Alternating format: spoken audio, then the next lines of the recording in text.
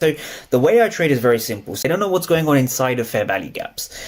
Before we go and dive in completely into the candles, I want you to understand that price action alone will not tell you who is in control between the buyers and the sellers, right? Real price action refers to the bid and the ask and the interaction between the buyers and the sellers. It is essentially an auction between the buyers and the sellers. And if you can read the auction between the buyers and the sellers, you can have a much higher strike rate and a much higher success trading ICT concepts as a whole, actually move price up. And so this is where the word passive comes in, or passive participants come in.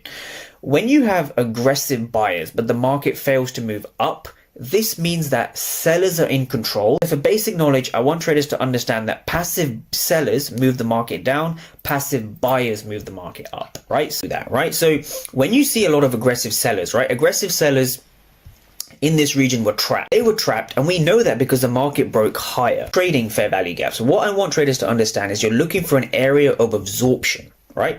So when you come into a bullish fair value gap, right, what you're really looking for is you're looking for sellers in this region to fail, right? These sellers are trying to drive price down, down, down, but the market breaks higher. The likelihood of a reversal. So you know the market's going to reverse off this area. I believe the same happened over here where we had another finished auction, right? So we see finished auctions as well as aggressive sellers failing.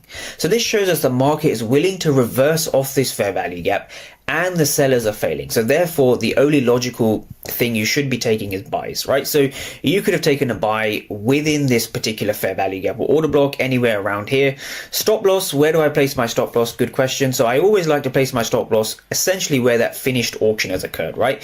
Always place your stop loss where the finished auction has occurred. So in this case, the finished auction, or the lowest finished auction, was really down here. So you can place your stop loss in and around this distance. So it's the same kind of ICT principles that everyone's familiar with, that everyone's aware of, but it's just combining it with order flow, right? So for me, the order flow was essentially the edge. That was the missing thing in my trading, right? So if you're someone out there who's struggling with psychology, just take a look at your edge and ask yourself, what can I do to improve my edge, right? Not change my system or change my strategy, but what can I add? What's the missing piece in your trading, right? What is it that you're not seeing? Is it a liquidity sweep? Is it a breaker structure? Is it a fair value gap, right? These are all concepts that are regurgitating in everyone's brain, right? But if you can add order flow to your trading, I promise you, it can definitely make you profitable, because it's the missing piece that will take you from reading